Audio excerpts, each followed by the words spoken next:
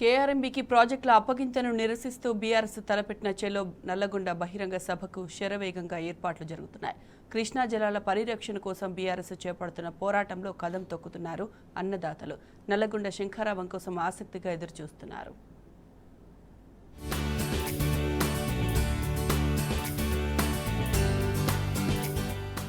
కృష్ణా జలాల్లో తెలంగాణ వాటా కోసం బీఆర్ఎస్ పోరుబాట పట్టింది. తెలంగాణ ప్రయోజనాలకై పోరాడుతున్న గులాబీ పార్టీకి ఊరువాడ మద్దతు తెలుపుతున్నారు.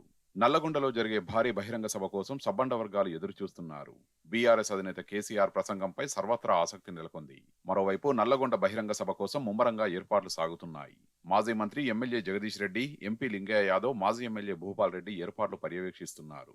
ఉమ్మడి నల్గొండ, ఖమ్మం, మహబూబ్ నగర్, రంగారెడ్డి జిల్లాల నుండి ప్రజలు, అన్నదాతలు సభకు భారీగా హాజరు కానున్నట్టు తెలిపారు మాజీ మంత్రి జగదీష్ రెడ్డి. కాంగ్రెస్ తీరుపై ఇప్పటికే ప్రజల్లో తిరుగుబాటు మొదలైందన్నారు. కేసీఆర్ బయలుదేరారు అనగానే కాంగ్రెస్ వాళ్లకు వెన్నులో వణుకు పుట్టిందన్నారు.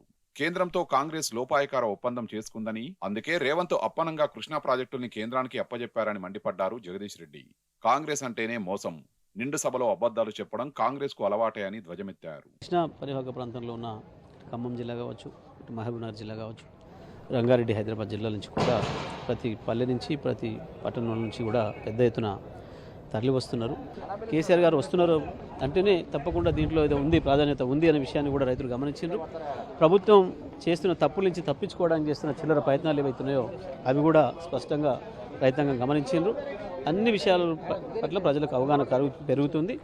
కృష్ణా ప్రాజెక్టుల అప్పగింతపై కాంగ్రెస్ సర్కారు అబద్దాలతో ప్రజల్ని మభ్యపెడుతోందన్నారు మాజీ మంత్రి నిరంజన్ రెడ్డి. కృష్ణా జలాల హక్కుల పరిరక్షణ కోసం కేసీఆర్ నాయకత్వంలో మరో ఉద్యమానికి సిద్ధం కావాలని పిలుపునిచ్చారు. 9 ఏళ్లుగా కృష్ణా జలాలపై హక్కుల్ని కాపాడుకుంటూ వస్తే రేవంత్ సర్కారు వాటిని కేంద్రానికి అప్పగించిందని మండిపడ్డారు. నల్లగొండ శంఖారావానికి సంబంధించి కల్వకుర్తిలో ముఖ్య నేతలు, కార్యకర్తలతో సన్నాహక సమావేశం నిర్వహించారు.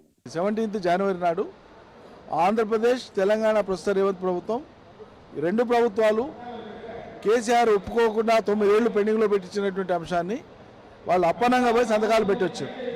తద్వారా కృష్ణానది జలాల వాడకం మీద, వినియోగం మీద మనం పూర్తిగా హక్కు కోల్పోయేటువంటి విధంగా ఒకవైపు కింద ఆంధ్ర దయాదాక్షిణ్యం మీద, లేదంటే కేంద్ర దయాదాక్షిణ్యం మీద తెలంగాణ ప్రజలు ఆధారపడేటట్లు వీళ్ళు ఒప్పుకొని వచ్చినారు.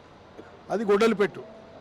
ఇప్పుడు సంతకాలు పెట్టి వచ్చి ఇప్పుడు మేము ఇవాళ శాసనసభలో మేము తీర్మానం చేసి పంపిస్తున్నాం అంటే ఒప్పుకోనమ్మోడు ఎవడి వాళ్ళ శాసనసభలు పెట్టి ఒప్పుకోకుండా అయ్యిపోయేది కదా.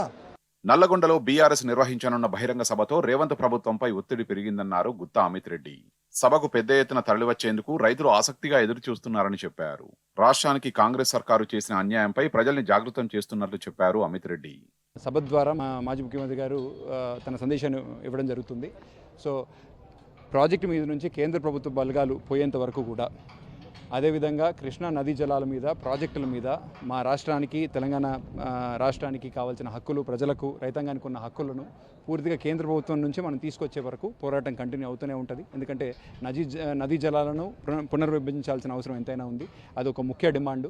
నదీ జలాల హక్కుల పరిరక్షణకై చేపడుతున్న నల్లగొండ శంఖారావం కోసం అన్నదాతలు 1000 కళ్లతో ఎదురు చూస్తున్నారు.